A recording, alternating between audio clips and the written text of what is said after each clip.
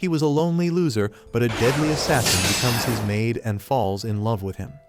Hito was just an average guy who was enjoying his summer vacation alone in the house as his parents had left on their second honeymoon. He stayed inside his room all day simping over 2D waifus and had turned his house into a dumpster. One morning, as he is sleeping in, someone rings his doorbell, and when he goes to the door, his security camera shows a pretty girl who is here to ask for a job as a maid. Having no idea what to do, Hito invites the girl inside and then asks her if she has any work experience. The girl tells him that she used to be an assassin and killed people who were disloyal to her master. Hito freaks out, and then the girl tells him that her master referred her to go and serve him. He asks her to tell him that she is just joking, but she is not, and he panics even more. He asks if he is somehow connected to her master, and the assassin maid tells him that his grandma used to know her master's son's third cousin's driver. Hito tells her that they are just strangers then, but he immediately realizes that he cut her off mid-sentence, and she might get angry because of that. He quickly changes the topic and asks the girl which field of assassination she specializes in, and she decides to give him a demo. She takes him to the backyard and throws a bunch of knives at a tree, creating a clean vertical line with them.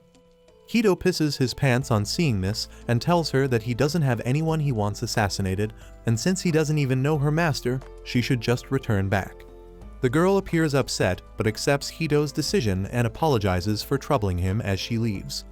Hito heaves a sigh of relief as she goes, but then he notices that she forgot something. He runs after her, telling her that she forgot a bell. Just as he reaches the crossroad, he sees Trupkun is right in front of him, and he realizes that he is screwed. Luckily, the assassin maid leaps at him, saving him from getting ice-guyed. She feels oddly flustered as she rises up, saying that she has never saved anyone like this, so she doesn't know why her heart is beating so loudly. Hito is a bit taken aback at this, and then the maid leaves on her way. Suddenly, he has a change of heart and asks her if she can come and give him a test run of her abilities. Once they reach his house, the maid begins giving him a lecture on how to use knives, and Hito tells her that he just wants her to do some cleaning around the house.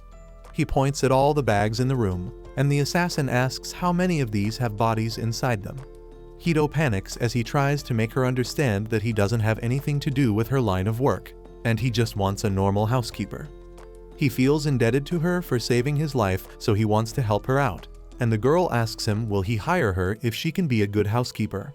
She tries her best, but within seconds after starting, she breaks the mop, spills water everywhere, and the bucket is on her head. She is anxious as she apologizes to Hito and says that she will clean up the mess quickly. However, she just slips on the wet floor, but before Hito can do anything to catch her, she shows her acrobatic skills and sticks a perfect landing. That perfect execution is spoiled by the bucket landing on top of her head again, and Hito asks her if she is always clumsy like this.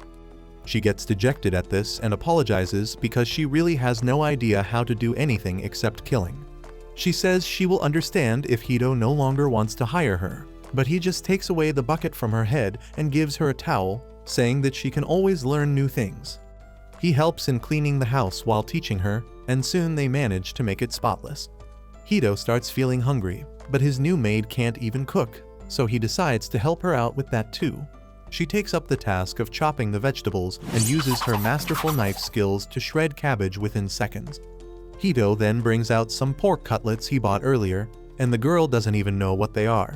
She says that she never cared about the taste of food because it is only something that is needed for nutrition, and Hito takes it personally. He begins advertising the pork cutlets from a local shop, but the maid's reaction is still dull. Hito isn't disheartened and thinks that she will change her reaction when she tastes the cutlet. Suddenly, he realizes that he hasn't asked for her name yet. The maid tells him that she has no name, and being her employer, Hito is free to call her whatever he wants. He thinks about it, but can't come up with anything, so he decides to call her Maid for the time being. He serves the food, and as they begin eating, he eagerly waits for the maid's reaction. Even though she cannot feel anything special about its taste, she feels a certain warmth from it that she has never felt before and tells him that it is delicious. However, when Hito tells her to try it with a special sauce that is like 90% MSG, she is overwhelmed by its taste. Later that night, Hito wakes up crying because of a terrible dream about his mom leaving him that he often has. He starts feeling hungry all of a sudden, so he decides to go to the kitchen to get some noodles. But to his shock, there is already someone inside. He fears that the assassin maid is actually trying to kill him by lowering his guard, so he nervously peeks inside the kitchen. He finds the maid there with a red smudge on her face and freaks out. But as she turns around with a bottle of sauce in his hand, he feels a sense of relief washing over him. The maid panics, but he tells her to relax because he understands what it is like to have midnight munchies. He prepares some leftover food and cup noodles for their midnight snack, and after eating, the maid asks Hito if he was having a bad dream just now. She says that while she was on her way to the kitchen, she heard groaning from his room, and fearing that someone was attacking him, she snuck inside, only to find him crying in his sleep. Hito feels embarrassed on hearing this, and then the maid says that he was calling out his mom's name multiple times. The maid then tells him about her dream in which there was a huge bottle of sauce that was talking to her, but when she went ahead to lick it, it vanished. Hito is dumbfounded to hear that, and then the maid tells him that this was a new experience for her, because till now all her dreams were about killing or getting killed. That is why she feels sad that Hito had a bad dream, and she didn't know how to comfort him. Hito tells her that it was not a big deal, because ever since his mom left the family, he often has dreams about her going away. He says that in childhood, whenever he had bad dreams, he would sleep in his mother's lap, and the maid immediately offers her thick thighs to be his pillow. Hito freaks out and says that he is no longer a child, and he understands that he can't rest on just anyone's lap. This suddenly makes the maid feel empty and useless, and she begins thinking about the words of her previous employer who told her that she was only good for killing. She begins to feel cold when suddenly, Hito the simp puts his head on her lap. The maid starts feeling warm and tells him to sleep on her lap for as long as he wants. The next day, the maid begins chopping up the trash to make it compact, and Hito is impressed. As he goes outside to throw the trash, he finds a puppy left at his door by someone so that he can look after it. Hito is pissed as he wonders if his house is some kind of orphanage to take in stray animals of every species when the maid finds a note in the box. It reads that the owner of the dog bought it thinking it would be a small breed, but it is actually a larger one, and he didn't have the money or time to raise one.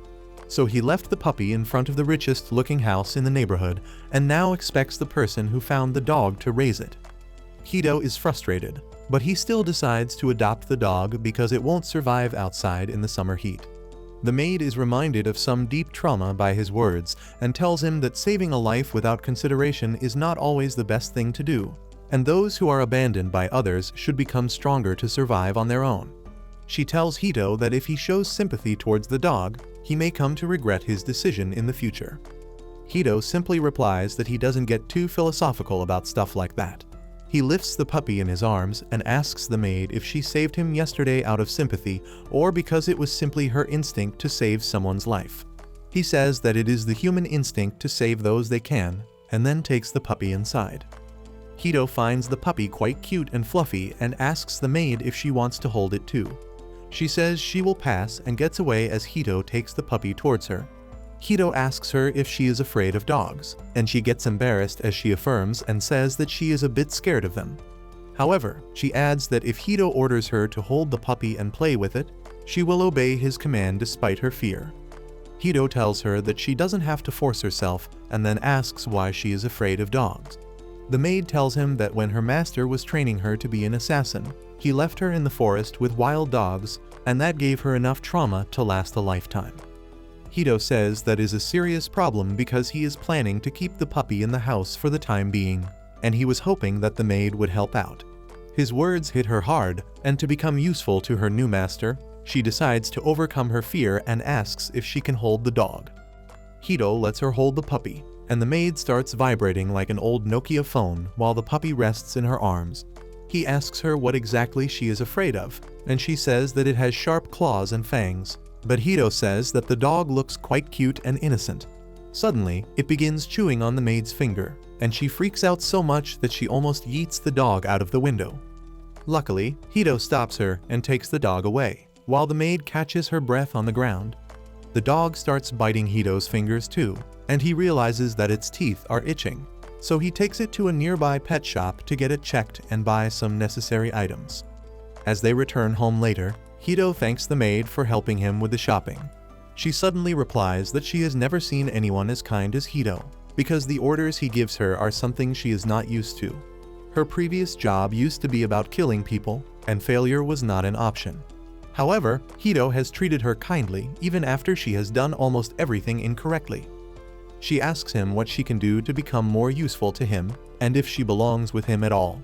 Before Hito can answer, the puppy begins running away, but he grabs it and then tells the maid that she must have wanted to stop being an assassin and live like a normal girl.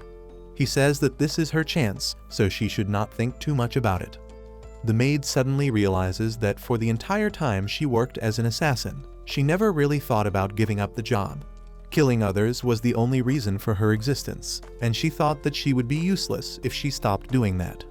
Suddenly, Hito tells her to look at the amazing sunset, and she goes next to him, thinking that if she stays with him, she might be able to learn and understand more about what she truly wants. Hito then tells her that when she first came to his house, he was really scared because he has never seen assassins in real life. However, after getting to know her, he realized that she was a good person at heart. Hearing that she is a good person reminds the assassin of the time she was a normal girl and her parents praised her. She suddenly asks Hito what she can do to become a normal girl again, and the first advice he gives her is about her failures. He says that since everything he asks her to do is new to her, it is normal that she will fail, so she should not let those failures burden her. Later, the maid begins preparing for dinner and chops cabbage like a normal person. She thinks that doing stuff normally is much easier and doesn't require intense concentration, and then begins thinking about dinner. Suddenly, the puppy comes to her and starts rubbing itself on her leg. The maid freaks out and points the knife at the puppy, thinking that it was trying to attack her from behind. However, as she sees it shake and collapse, she realizes that it was just hungry. She feeds the puppy and tries touching it to overcome her fear, but Hito enters the room just then and startles her. He is impressed that the maid fed the dog and thanks her. He then begins petting the puppy, and since it has really fluffy fur, he decides to name it Machai. Everyone likes that name, and then Hito emotes for no reason to tell the maid that she has become better at her job. She is really moved by receiving this appreciation and offers to take care of the puppy if he is busy. Hito is concerned about her phobia, but the maid tells him that she wants to become normal, and for that, she must overcome her fear first. Hito is impressed by her determination, and he guides her as she pets Machai and then holds it in her arms. She pets its belly and realizes that her fear was irrational and the puppy is really well behaved. After that, they sit down for dinner, and the maid falls in love with the sauce once again. She quickly finishes her plate, and when Hito asks if she wants a second serving, she says that she shouldn't bother her master for such things, but her body reacts in the opposite way and extends the plate. Hito tells her to stop hesitating so much all the time and feel free to ask if she wants anything. The maid immediately takes up the chance and asks him to name her. Hito begins asking her some routine questions before choosing a name. He asks about her birthday, and the only thing she has heard about her birthday is that it was snowing heavily on that day. Hito decides to name her Yuki, which means snow, but that brings back traumatic memories for the girl. Her previous master also called her Yuki because she was cold-blooded just like snow. She hated that name, but as Hito talks about how much he loves snow and winter, she accepts the name. She smiles as she thanks Hito for giving her this name and then begins repeating it like a silly Pokemon. The next day, as Yuki is playing with Machai, Hito comes up to her with a piercing gun because he is planning to get a piercing to look cool in front of his friends. He tells her that he is not confident enough to do it by himself, so he asks Yuki to do it for him. She takes up the task, but as she is about to punch a hole in his ear, she suddenly backs down. She begins trembling as she asks Hito if this is her punishment for doing something that he didn't like. She says that she is afraid of piercing Hito's body, and he asks her if she didn't used to pierce people on a bigger scale. Suddenly, the doorbell rings, and Yuki goes to see who it is. Outside the door, Hito's younger sister Riko is eagerly waiting for him to open the door because he texted her about getting a dog, and she wants to see it. Yuki opens the door for her, and she is dumbfounded on seeing a girl in her brother's house. Once Riko gets inside, she is amazed at how clean the house is, but more than that, she finds it hard to digest that her brother has got a pretty maid. She begins pulling his cheeks as she asks why he did not tell her before, and he replies that their mom would be concerned if he told her about this situation. He called their dad about hiring a maid, and he just gave him an okay. Riko begins pulling his cheeks again, and then Yuki asks the siblings if they live in different homes. Riko suddenly turns bashful and faces away from her as Hito explains that his sister likes beautiful people and things, which is the only reason he didn't tell her about Yuki. Anyway, the two girls introduce themselves, and Riko remarks that Yuki has a pretty name. She thanks her and says that Hito gave her this name because she used to be an assassin and didn't have a fixed name. Hito tries to stop her, but the damage is already done, and Riko freezes as she hears this. However, she is not afraid of Yuki but awed because she is both beautiful and strong. Riko asks her to give an autograph, but finds that her handwriting is crude and childish, much to her disappointment. Yuki gets concerned on seeing Riko and Hito's reaction, and tells them that she is not good at writing but can speak 12 languages fluently. Riko is even more impressed and decides to do her summer vacation project on Yuki. She tells her to start by showing off her assassin skills, and Hito asks his sister to stop. He tells her not to write anything that can land Yuki in trouble, but she says that she will just pass it off as fiction. She turns to Yuki again, who asks her to come to the backyard to see her abilities. There, Riko stands with an apple on her head, and she doesn't even doubt Yuki's aim as she gets ready to throw a knife at her. Yuki hits the apple right in the center, and Riko is really thrilled to see it. She asks Yuki where she brought out that knife from, and the maid replies that she had it inside her clothes. Originally, she used to carry 16 knives, but Hito told her they were too much, so she only has 5 right now. After that, as Riko is asking more questions, her stomach suddenly growls for food, and Hito laughs as he says that it is almost lunchtime.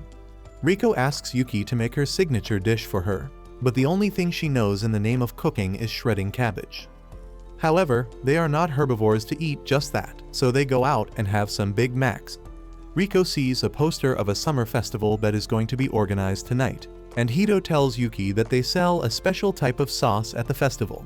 Yuki starts drooling as she hears that, and she requests Hito to take her there, which he happily accepts. The three of them go to the festival and try out a shooting game. Riko fails to hit anything, and Yuki takes up the gun to show that she has some skills. However, she can't hit anything either because the gun is crooked, and she begins to doubt whether she is fit to be an assassin. After that, they go goldfish scooping, and Yuki shows her skills this time. Next, they go to the sauce shop, and Yuki relishes the crackers coated with delicious sauce. Riko runs away to buy something to drink, and Hito and Yuki decide to wait for her nearby. As they wait, Hito asks Yuki if she has ever been to festivals before, and she says that she has gone to festivals, but that was only to kill her targets. She looks gloomy as she recalls her dark past, but then suddenly, the fireworks start, and she is awestruck at seeing them. Soon, Riko returns with the drinks and sits between them to see the fireworks. Later, they head home, when suddenly, a biker comes speeding towards them. They hear someone scream that he is a robber who has stolen their stuff, and he almost runs over Riko, but Yuki saves her. Hito goes to check on them, and he finds that her sister might have awakened a kink after Yuki held her in her arms. He is glad that no one is harmed, but he is angry at the biker for robbing innocent people and putting the lives of bystanders in danger. He says that people like him should be punished, and Yuki accepts that as her mission. She begins climbing the building and chasing after the robber like Spider-Man before Hito even has the chance to tell her to stop, and Riko says that they must catch up to Yuki because she wants to see her beat up the robber. They follow Yuki as she jumps through the roofs, and she soon finds the biker. She leaps from the building and throws 2 knives to blast his tires, sending him crashing into an alley. Hito and Riko reach the place just as Yuki gets close to the robber with knives drawn. Hito freaks out and asks Yuki not to kill him, but she just taps his helmet, saying this is his punishment. Hito is relieved as Yuki turns back and tells him that this is what she thinks a normal punishment is because the woman he robbed has arrived on the scene with a policeman to arrest the biker. Hito and the girls head to their home, and Riko tells Yuki that her friends at school will be really surprised when she tells them about her. Yuki is curious to hear about her school because she has never been to one. Riko tells her that school is a fun place as long as the silent kid doesn't bring a semi-automatic, because they can make friends and learn stuff. She then begins to run towards her house, and hearing her words has made Yuki interested in attending a school. She tells Hito that maybe attending a school will help her in becoming normal, and he agrees, wondering if she is even eligible to attend school at her age. Anyway, time passes and the summer vacations come to an end. As Hito goes back to school to start a new high school year, he wonders if Yuki will be alright by herself at home. Suddenly, one of his delinquent friends comes there and asks if he has heard the news about a pretty Maid cosplayer in the town. Hito spits out his drink on hearing that and then acts like he doesn't know anything about that to avoid further questioning. One of his friends says that he has seen the pretty Maid at the library sometimes, and Hito is curious about why Yuki would go to the library. Just then, their teacher enters the class and tells everyone that they have a new transfer student with them today. The new student is none other than Yuki, and Hito freaks out as he sees her. The teacher introduces her as Hito's cousin and tells her to sit in front of him. Hito still can't process what is happening, but as Yuki turns to him and says that she is looking forward to studying with her master, the entire class suddenly becomes jealous of him. The rest of the day is incredibly tough on Hito, and as Riko comes to see him after the school, he has pretty much turned to stone. He suddenly realizes that Riko was behind everything, and she leaps up with joy, telling him that this was her big surprise for him. Hito is disappointed, but as they walk home, Riko says that Yuki was a really fast learner, and she learned the basics of everything in just 3 days. Hito says that he is more curious about other things, like how Yuki got admission into the school and specifically in his class. He asks why she had to pretend to be his cousin and why they kept it a secret from him. Yuki says that it was Riko's idea to pretend to be his cousin because that would give her a believable backstory. As for getting the admission, she pulled a few strings with her connections to the underworld. She then says that Riko asked her not to tell Hito anything about the admission because it would be more fun to see his reaction when he finds it out later. Hito smacks Riko for this, and Yuki is worried that he is upset. He tells her that he is not upset but only shocked, and then says that they should enjoy their high school life together from now on. The next day, as soon as the lunch break starts, all the students begin rushing to the cafeteria to buy the special Katsuta bread that is only sold 1 day per week. Yuki is curious about that, and Hito tells her that the Katsuta bakery is really famous, and the school has a tie-up with them so that they can sell their delicious bread to the students once a week. Since it is rare, there are only a few pieces, and everyone rushes to be the first person to buy it. He begins telling her about the different versions of the bread they have, including one that has a delicious sauce inside it. That was all Yuki needed to hear, and she tells Hito that she will get the bread for both of them. He tells her that it will be hard because their classroom is the farthest away from the cafeteria, but Yuki is not ready to back down. She jumps out of the window and reaches the rooftop, and Hito follows her as he asks her to stop. However, as he looks at the look of determination on her face, he realizes that it is pointless to try and stop her. Yuki runs on the railing, her entire focus on reaching the Katsuta store before others. Seeing her determination, Hito is reminded of his sister whenever she wants to eat desserts, and he thinks that no one can stop girls when they are after something they really want to eat.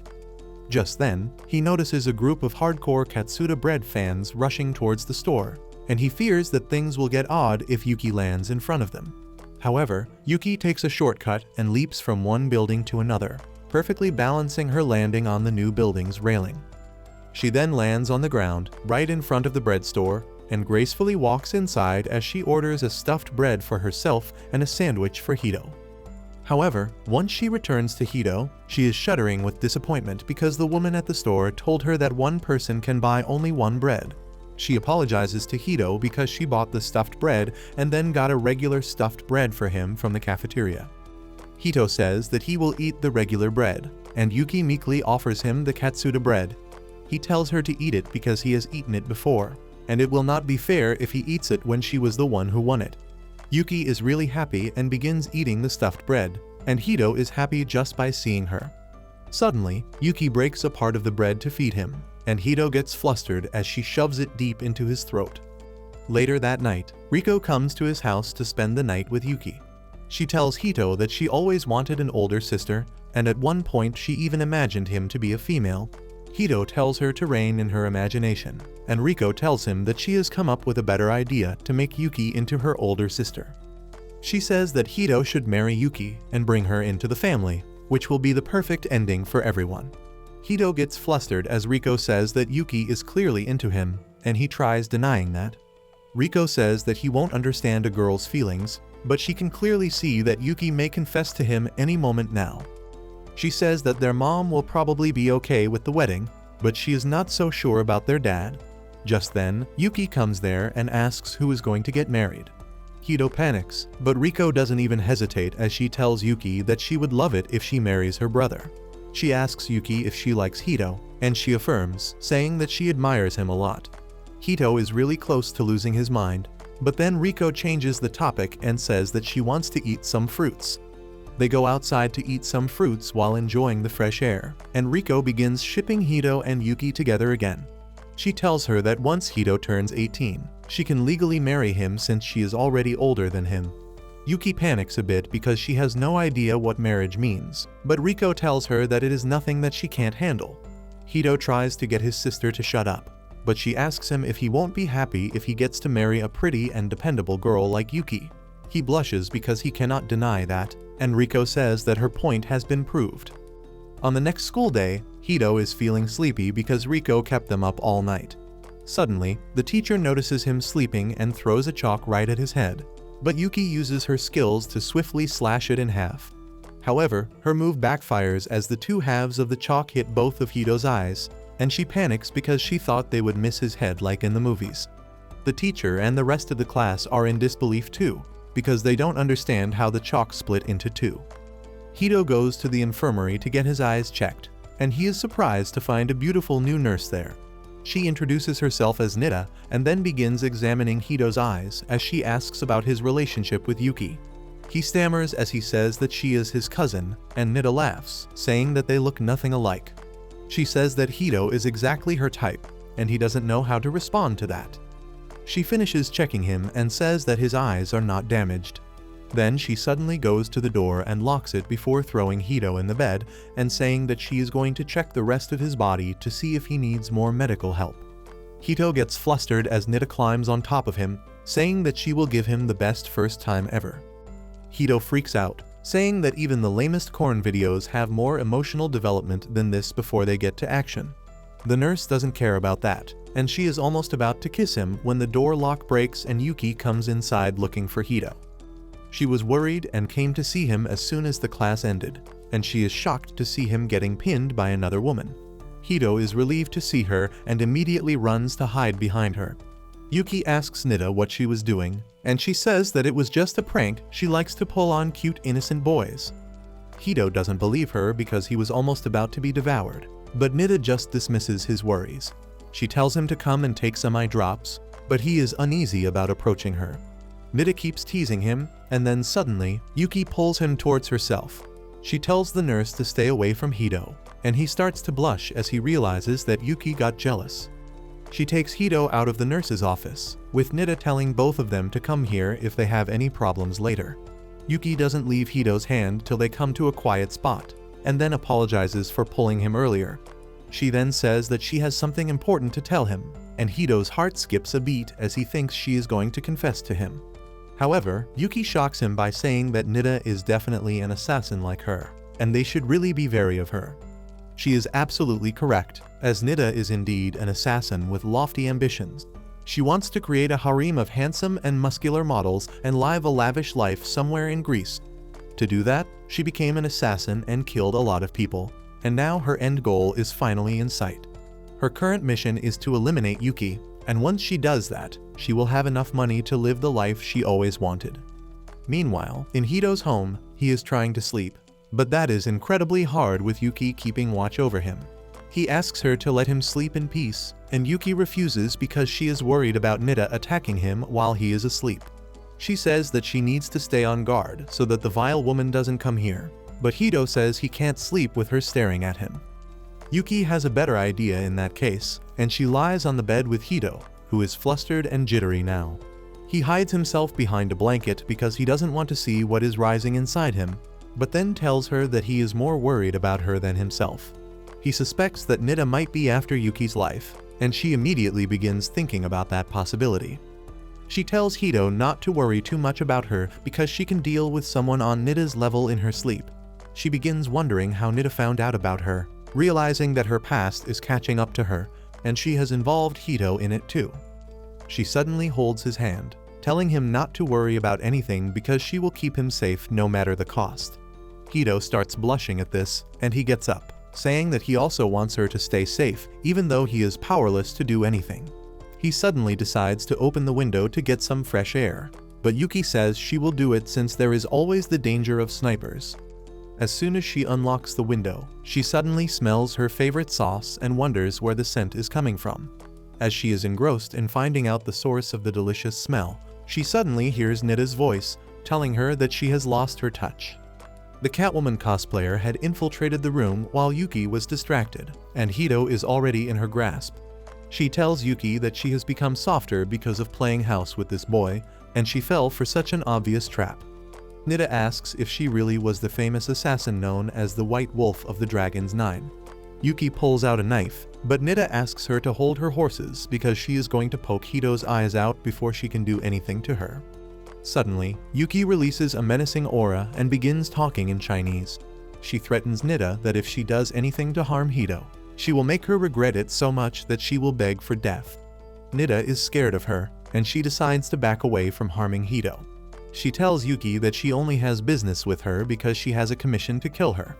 However, she knows that the difference in their skills is too vast, and she won't be able to do anything against her without a hostage. That is why Nida decides to take Hito with her and tells Yuki to meet her in the school grounds at 2 in the night if she wants him alive. After she leaves, Yuki begins recalling the words of her teacher, who told her that no matter what she does, she will always remain a bloody assassin whose only purpose on Earth is to kill people. Yuki admits that it is true, and she decides to stop living in the delusion that she can be normal. She decides to kill Nida, eliminate all proof, and when Hito's safety has been ensured, she will leave the country for good and resume working as an assassin. However, she recalls that Hito wanted her to be safe and stay with him, and realizes that she wants the same thing. On the other hand, Nida has brought Hito to school and tied him up with some bondage gear that she always keeps in her purse in case she is feeling freaky. Hito is rather calm about the situation, and Nida asks if he is not afraid that he can die any moment, and it will all be Yuki's fault. She asks him if he hates the maid now, and Hito replies that even though he is scared, he has faith in Yuki that she will protect him. Nida is impressed that he can say such things even in this situation and tells him that she really didn't want to drag him into this battle, but she needed to do this to fight against the fearsome assassin Zhu. Hito asks her who is Zhu, and Nida asks him if he doesn't know her original name that was famous in the underworld. She says that Yuki was not just an assassin, she was a monster. She begins saying that there were a lot of scary people in the underworld, but Yuki was on another level. She was a cold-blooded, ruthless killer who showed no emotions as she offed people. Not only that, Yuki was the number 4 in the clan of the greatest assassins in the world named Dragon's Nine. Nida explains that Dragon's Nine gathers talented individuals around the world and raises them as master assassins, and they have been involved in almost every major upheaval in history. However, since they are so powerful and important, they have a lot of enemies too, and there is a huge price on their heads. Nida says that if she kills Yuki, she will get a lot of money, and her reputation will also grow, landing her even more high-paying jobs. Hito is not impressed by her ambitions and asks if she is really talking about Yuki, who is just a 16-year-old girl who is emotionless one moment, and the very next moment she has everything visible on her face. Nida screams at him that she is sure that Yuki is the assassin named Zhu because she has been spying on her since the last few weeks. She suddenly starts thinking that Hito is not a regular person because no one would be so calm in a situation where their life is in danger. On top of that, he melted the stone-cold heart of Yuki, and now Nida is sure that there is something extraordinary about him. However, she plans to use that to her advantage because she knows that Yuki will try everything she can to protect him, and she will become more vulnerable while doing that. As soon as the clock strikes 2, Yuki comes there. She starts running towards Nida, who shoots her, but Yuki easily slashes the bullets away. Nida immediately switches to the next part of her plan and shoots the ground, activating the trip mine she had buried there. Yuki realizes it only after the trip mine is activated, and a powerful explosion engulfs her. Nida laughs, thinking she won, and Hito is horrified. However, Yuki is unharmed, and she lunges through the smoke to attack Nida, who barely blocks her attack. She then tries to taunt Yuki by saying that if she tells her real past to Hito, he will never let her stay by his side. However, Yuki ignores her taunts and tells her to stop yapping. She says that Hito has school tomorrow, and staying out this late will cause him to be sleepy in class. Nida begins yelling because no one is taking her seriously, and she tells Yuki to stay silent and let her beat her to death if she doesn't want Hito to lose all his limbs. She presses a few buttons on her smartphone, and suddenly, Hito gets lasers pointed at both his arms and legs. Nida says that there is a sniper gun pointed at each of his limbs, and she just needs to press one more button to reduce Hito into a torso. She tells Yuki to give up now, but instead, Yuki dashes towards her without hesitation. Nida presses the button in a state of panic, but then Yuki draws out 4 knives and throws them towards the laser light, deflecting the bullets with them. Nida freaks out because she didn't expect this to happen. She tries activating another trap she has set up, but then one of Yuki's knives comes flying and destroys her smartphone. She screams because it was brand new and she hasn't got insurance on it. Yuki comes up to her, and the scared Nida points her gun at Hito, only to get it kicked away. Yuki hits her and throws her on the ground, and Nida fears that she is going to die now. She tries distracting Yuki by telling her that she will never get to live a normal life because she is still an assassin, and countless people will come to kill her. Nida asks Yuki if she will keep killing them, and then pretend that this is a normal life. But Yuki replies that she will no longer kill anyone, and will not let anyone die because of her either. She frees Hito from the restraints and goes home, while Nida is still in disbelief. She realizes that all the rumors she heard about Yuki were true, and she is someone who will go to the depths of hell to get what she wants. Fortunately, she didn't want to kill her, or she would have done that ages ago. Nida suddenly starts laughing, relieved that she survived facing one of the deadliest assassins in the world. On the other hand, as Hito and Yuki are walking home, Yuki suddenly apologizes to him for what happened today. She says that if Hito wants, she can go away from his life forever so that he stays safe. Hito notices the sadness in her voice as she says this, so he simply holds her hand and asks her to teach him some self-defense techniques so that he can be helpful to her the next time. Yuki gets emotional on hearing this, and they happily head back to their home. The next day at school, the girls play volleyball, and Yuki keeps scoring points with her powerful serve. The boys simp over her from the sidelines, and they find it hard to believe that such a perfect girl is related to Hito. He is not really disappointed by this comparison because he has seen how awesome Yuki truly is. He remembers the last night that felt straight out of an action movie, and he still gets goosebumps as he thinks about it. He is curious about Yuki's past, but he does not want to make her uncomfortable by asking about it.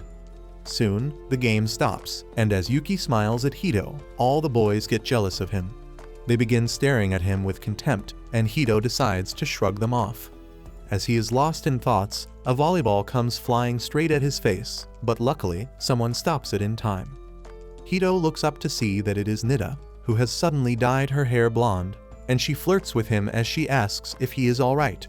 Hito gets really nervous now, as he is facing the person who tried to kill him last night, and on top of that, all the boys are even more jealous of him now. Nida sits next to him, rubbing their shoulders together as she asks Hito not to be cold to her, and he enters a flashback to explain how this happened. This morning, as he and Yuki came to school, they came face to face with Nida in her changed getup. Yuki was on guard against her, but Nida told her that she did not mean any harm. She explained that she is no longer going to act as a nurse in the school because she had come up with a new original character. Now she is going to be the new physical education teacher who has come here from another town, and she is also Hito's cousin. Hito was shocked to hear this and tells her that they look nothing together, but Nida says that he doesn't need to worry about that. She then revealed that she is a master of gathering information and disguising herself, but this blonde look is her original self. Yuki asked her what the hell is she doing here, and Nida replied that she loves interesting things the most, and seeing the legendary assassin serve a wimp was really amusing. That is why she plans to stay at the school to observe them. She once again declares that she has no hostility towards them and promises not to try to harm Hito ever again. However, that was not enough to make a deal, so she offered Yuki 3 months' worth of Katsuda bread in exchange for trusting her. Yuki took the deal without hesitation and told Hito not to worry because even in their line of business, they don't kill civilians on a whim. She believed that Nita had learned her lesson, and she wouldn't dare mess with them again. Even if she does that, Yuki was confident that she could deal with people like her in her sleep. That was how they agreed to let Nita observe them in secret, but it seems she has forgotten about the secret part. She clings to Hito, telling him that she doesn't like the job of a physical education teacher, but it is the job where she can slack the most. She begins getting even closer to Hito and whispering dirty things in his ears to make him flustered. Because of that, Yuki gets angry and forgets to hold back her strength when she hits the ball. The ball tears through the net and smashes the wall, and Yuki gets nervous as the girls ask her the reason for her superhuman strength. After that, Hito and Yuki have lunch together, and she apologizes for losing control earlier. He tells her that it was not her fault, and then Yuki begins telling him that even though she is sure that Nita doesn't mean any harm, she felt odd seeing her close with Hito. She asks if this is normal or is she behaving oddly, and Hito realizes that Yuki got jealous because another girl got close to him. A couple days later, as Yuki is doing the household chores, she opens the washing machine to collect the washed clothes, and when she finds that the towels are clean and dried, she is elated. She runs to tell the good news to Hito because she had been struggling to wash them properly for the last month. He praises her, and then Yuki resumes doing her chores. Hito asks her what they should have for dinner, and she tells him that they should eat shredded cabbage with pork cutlet and the special sauce. Hito agrees, and he takes her to the famous shop where he buys the pork cutlets from. The shriveled old lady at the shop takes Hito's order and then asks him about Yuki, who is sticking her face to the glass window as she drools on seeing huge amounts of sauce inside. She then notices the old man in the shop chopping up the pork cutlets. His whole body trembles normally, but as he is about to chop the cutlet, he suddenly becomes perfectly calm and cuts them into neat pieces. Yuki is awed by this and thinks that he must also be a master assassin to have such great skills despite his age, and Hito doesn't want to stop her imagination. The old lady asks him what the girl is rambling about, and to cover up for her, Hito tells her that Yuki is a big fan of their sauce. The old lady is glad to hear that, and she tells Yuki that she was the one who came up with the recipe. Yuki is awestruck on hearing this, and she asks the woman if she is a god. She thanks the old woman, explaining how much her sauce means to her. Yuki says that she could never feel the taste of food till she tasted the sauce, and the old lady smiles as she tells her that she might be missing some warmth and happiness in her life that made her unable to appreciate the taste of food. She says that Yuki must have been able to taste the sauce because she was happy, and she thinks that it is the truth. As Yuki is busy thinking about the happiness she found after meeting Hito, the old man in the shop suddenly arrives behind her and pats her shoulder, telling her that there was some dust there. Yuki is shocked because she didn't even feel his presence, and now she is certain that he is a legendary assassin, and she becomes a fan. After that, she tastes some fresh sauce and feels on top of the world, and then they return home to have dinner. After dinner, as Yuki is doing the dishes, Hito tries searching about the Dragon's 9 on Google, but the search results say that it is just a Chinese legend. He wonders if he should ask Yuki about it, but then decides against it because she is trying really hard to move on from her past. He falls asleep on the couch and has a dream about his mom leaving them. He cries, asking for her to stay, and chases after her, when suddenly, his dream ends and he finds himself in Yuki's arms. He freaks out as he feels something jiggly hit his chin, and Yuki asks if he was having the nightmare about his mom again. He affirms, and Yuki offers him a nap on her juicy thighs to get over the dream. Hito gets flustered and refuses her, but then suddenly, his smartphone drops with the Chrome tab still open. Yuki finds that he was searching about her previous organization and asks if he is curious. Hito says that he wanted to know more about her, and Yuki tells him that she can't tell him much about the Dragon's 9 because she doesn't know it well. She says that she was just a mindless killer, whose sole focus was on doing her jobs properly so that she was not discarded. That is why she doesn't know much about the underground organization. She tells Hito that she is so deeply scarred by living the life in darkness that she still finds the ordinary things in her new life dazzling. She says that she is glad that she came to Hito and got a chance to become normal, and he tells her that he is also glad that she came to him. He turns red with embarrassment as he says that, and then Yuki decides to tell him more about herself. She says that she wanted him to lay down on her lap because the first day they did it, she felt like she could truly help him. Hito gets even more flustered on hearing this, and he decides to tell her something in return as well. He says that while his dream just now started as a nightmare, as he kept running after his mom, he entered the light where Yuki came to save him like an angel. The next day, Yuki finishes all her chores as usual and then goes to the market for grocery shopping. All the guys in the market keep staring at her, but Yuki doesn't pay them any mind. She starts picking up some vegetables, and the old shopkeeper helps her. Just then, a girl comes to Yuki and nervously tells her that she has been watching her for a long time, and she found her really pretty and cool. Yuki is glad to receive the compliment, and then the girl says that she also wants to be like her. She asks her where she got that uniform, because it is not something normal people wear, and she wants it too. Yuki is shocked because the girl told her that normal people don't wear Maid uniforms. Soon, Hito comes there because he had to buy some magazines too, and as soon as Yuki sees him, she asks him if Maid uniforms are not normal. Well, Hito tells her the truth, and on the next Sunday, they decide to go shopping and get her some casual clothes. Riko is already waiting for them at the shopping complex, but to Hito's shock, Nida is also there. He asks her what the hell is she doing here, and she tells him that she had planted a bug in his room and learned about his plans. Hito tells her to get away, but Nida tells him that he needs some expert advice on what clothes to buy for Yuki, and she is the best candidate. Riko is curious now, and she asks if this cool and mature woman is also an assassin, and Nida affirms before choking her with her marshmallows, and Riko awakens yet another kink. Riko says that she knows a store where they can get nice clothes for Yuki, and then takes them to a cosplay store and makes her try an even more eye-catching Maid uniform. She begins snapping pictures because this was the only reason she brought Yuki here, but Yuki doesn't like the dress since it is not convenient. The next dress she tries is quite short, and Yuki doesn't like it either because it is not good for hiding knives. Hito tells her that she doesn't need knives because she is no longer an assassin, but she tells him that she feels calm just by having knives with her.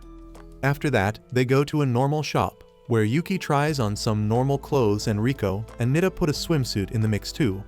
They ask Hito which one he likes the best, and he says that he prefers Yuki in a long white dress. Nida begins making fun of his fantasies, and Hito does not want to stay around her anymore. Anyway, they buy pretty much everything Yuki tried and begin heading home. Suddenly, they spot a Halloween item store, and Riko rushes inside to buy some costumes.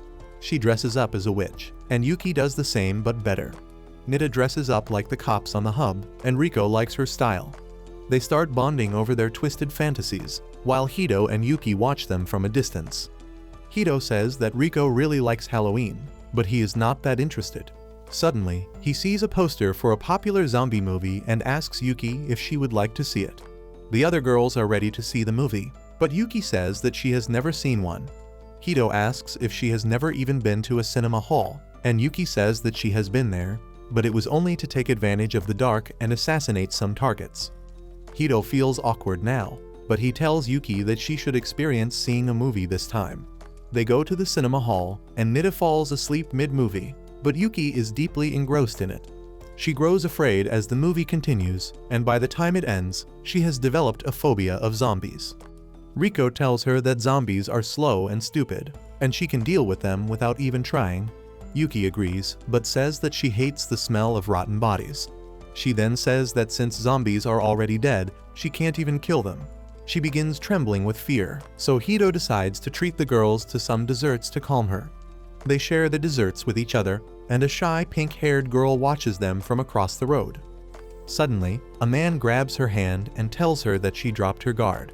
He tells the girl named Naka that she won't be able to become a good assassin like this and tells her to stop getting distracted and stick to the training. She apologizes and says she will focus on training, but then her attention again goes to Hito and the girls who are having fun. Later, Nida leaves for her house, and Riko tells her that next time they should go shopping just by themselves. Hito decides to drop Riko to her home, and Yuki says she will return home and start preparing dinner. After they leave, she stares at her reflection in the shop window and begins thinking about the significance of the maid uniform in her life.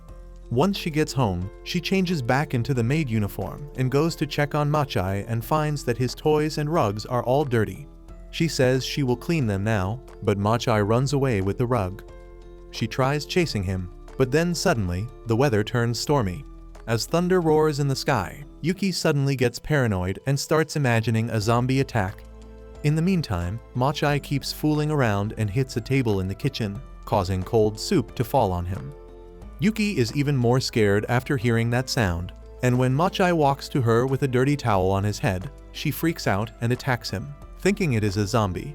When Hito returns home, he finds that Yuki has shredded Machai's towel because of her paranoia, and now the dog is sad. Yuki apologizes and promises to mend the towel, and even though Hito doesn't think it is possible, he tells her to do as she wishes. He notices that she has changed back into the maid uniform and asks if she did not like the clothes they bought. Yuki says that she really liked them, but she could not get herself to move on from the maid uniform, which was a gift from her previous master. He was an ailing old man who helped her get away from the life of an assassin, and in the end, he was the one who sent her to Hito. That is why she wants to keep wearing the maid uniform since it reminds her of him. Yuki asks Hito if it is weird for her to keep wanting this uniform that is not normal and being afraid of zombies when she is an assassin. He tells her that it is not weird because it is normal for people to like things that have strong memories attached to them and to fear things that scare them.